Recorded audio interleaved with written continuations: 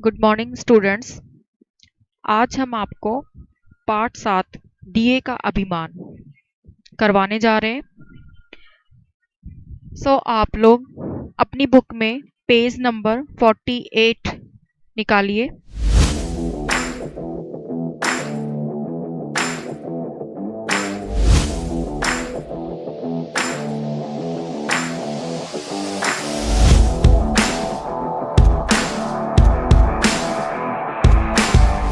यह एक कविता है, दिए का अभिमान। दिए का अभिमान। इस कविता के माध्यम से कवि द्वारिका प्रसाद, इस कविता के रचयिता कौन है? द्वारिका प्रसाद माहेश्वरी यह कहना चाहते हैं कि घमंड से विनाश ही होता है।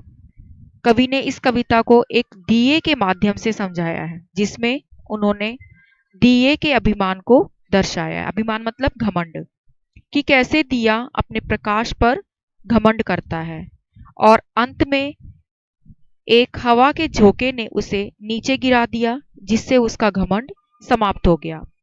वो अपने आप को चंद्रमा और सूरज के प्रकाश से भी ऊंचा समझता है। बाद में उसका घमंड चूर चूर हो जाता है, सिर्फ एक हवा के झोंके से नीचे गिरने पर। इसलिए कभी भी अभिमान नहीं करना चाहिए, क्योंकि अभिमान से सर्वदा विनाश ही होता है। अभिमान मतलब घमंड से हमेशा विनाश ही होता है। तो चलिए हम इस कविता को पढ़ें और समझें। हमने अभी आपको पाठ का परिचय दिया था, अब हम आपको कविता की पंक्तियों को समझाएंगे। पहला है, जलते जलते दिए को ये हो आया अभिमान, लगा सोचने सूर्य चंद्र से भी मैं अधिक महान। दिया कह रहा है ये बात, क्या कह रहा है कि इन दो पंक्तियों के माध्यम से, पंक्तियां मतलब ये लाइनें है ना, इन दो पंक्तियों के माध्यम से कवि दिए के अभिमान अर्थात घमंड को दर्शा रहे हैं कि दिया अपने आप को सूर्य और चंद्रमा से भी अधिक बड़ा और महान समझ रहा है। कह रहे हैं ना यहाँ पे कि सूर्य चंद्रमा से भी मैं अधिक महान, मतलब वो अपने आप को सूर्य और चंद्रमा से भी अधिक बड़ा और महान समझ रहा है। नेक्स्ट है, सूरज तो करता है आकर दिन में सिर्फ प्रकाश, किंतु रात के अंधकार का मैं ही करता विनाश। देखिए इन दो लाइनों से साफ उसका अभिमान समझ में आ रहा है कि क्या कह रहा है। दिया क्या कह रहा है? कहता सूरज तो भले ही दिन में आकर सिर्फ प्रकाश देता है। कह रहा है कि जो सूरज है वो तो भले ही दिन में आकर प्रकाश करता है, किंतु रात के अंधकार को तो मैं ही दूर करता हूं। किंतु रात के अंधकार का मैं ही करता विनाश, किंतु रात के अंधकार को तो मैं ही नाश दूर करता हूं, नाश करता हूं। नेक्स्ट, शशि भी मिटा नहीं पाता है अंदर का अंधियार, मैं ही घर के कोने कोने को करता उजियार।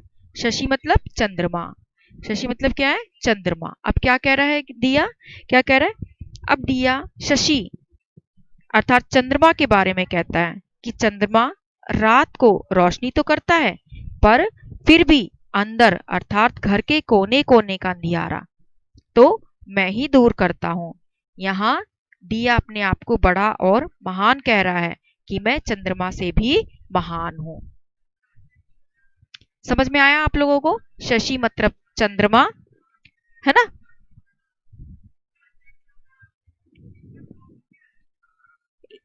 इस घमंड में सिर ऊंचा कर लगा व्योम में दृष्टि, अहंकार की आंखों से वह देख रहा था सृष्टि। अब क्या कह रहा है कि इस घमंड से सिर ऊंचा कर लगा व्योम में दृष्टि। व्योम मतलब आकाश, व्योम मतलब आकाश। कह रहे ना यहाँ पे कि इस घमंड में सिर ऊंचा कर लगा व्योम में दृष्टि। किस घमंड में? कि वो सूर्य और चंद्रमा से भी महान है। क्या कह रहा है कि इसी घमंड में कि मैं सूर्य और चंद्रमा दोनों से महान हूँ, वो व्योम अर्थात आकाश में देखता है। वो अहंकार की आंखों से अपना सिर ऊंचा कर पूरी सृष्टि अर्थात पूरे संसार को देख रहा है। अहंकार की आंखों से वह देख रहा था सृष्टि, मतलब अहंकार घमंड की दृष्टि से वह पूरे संसार को देख रहा है। सृष्टि मतलब संसार, दृष्टि मतलब आंख, देखना। उतने ही में लगा हवा का हल्का झोंका एक, सिर नीचा हो गया बुझ गया रही धुएं की रेख। अब कवि क्या कह रहे हैं कि जब वो सृष्टि जब सृष्टि ऊंचा होकर देख रहा था, कौन देख रहा था? जब वो सृष्टि ऊंचा होकर देख रहा था, मतलब पूरे संसार को दिया ऊंचा होकर देख रहा था, तभी हवा का हल्का सा झोंका आया, तभी उसे हवा के झोंके से दिया बुझ गया। मतलब कि जब वो सृष्टि को ऊंचा होकर मतलब घमंड से देख रहा था, तभी हवा के हल्के से झोंके ने उसे क्या किया? बुझा दिया और उसका सिर नीचा हो गया, अर्थात दिया बुझ गया। दिया बुझने के बाद न कोई रोशनी रही और न ही कोई प्रकाश रह गया, सिर्फ धुएं की एक रेखा ही रह गई। सोचो क्या आंधी तूफानों के भी सतत प्रयास, बुझा सके रवि शशि नक्षत्रों का है कभी प्रकाश। कवि कह रहे हैं कि एक हल्के से झोंके से दिया बुझ गया, पर सोचो कि कितनी भी तेज आंधी तूफान आ जाए तो वो क्या रवि शशि अर्थात सूर्य चंद्रमा के प्रकाश को बुझा सके हैं? नहीं। मिट गया हल्का सा झोंका ही दीपक को एक,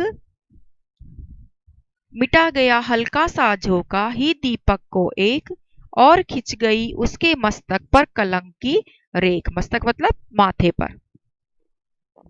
अब क्या कह रहे हैं कि दीपक को मिटाने के लिए या बुझाने के लिए एक हवा का हल्का सा झोंका ही बहुत है, जो कि उसके मस्तक पर कलंक की एक रेखा खींच गया। यहाँ कलंक इसलिए कहा गया है क्योंकि दिया बार बार कह रहा था कि मैं सूर्य और चंद्रमा दोनों से महान हूं, और हवा के एक हल्के से झोंके से मिट जाने के कारण सिर्फ उसके मस्तक पर एक कलंक ही रह गया।